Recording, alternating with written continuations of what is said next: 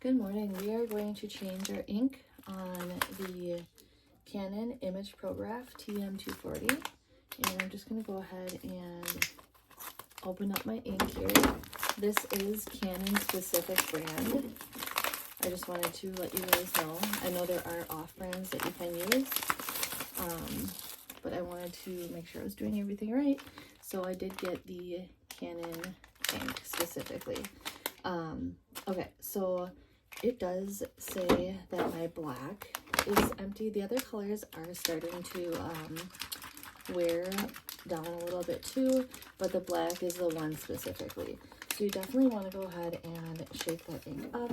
Go ahead and open up that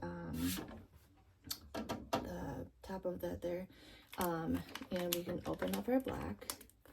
Now with this printer, there's actually two blacks. There's a matte black and a regular black. So if we are changing out the black, we just want to make sure that it is indeed the black that we're changing and not the black matte. So pop that open.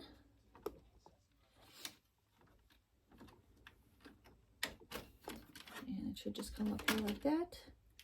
And you can tell this one is full, this one is completely empty. Go ahead and put the black back in with the barcode facing you and push it down there, and you should hear it snap.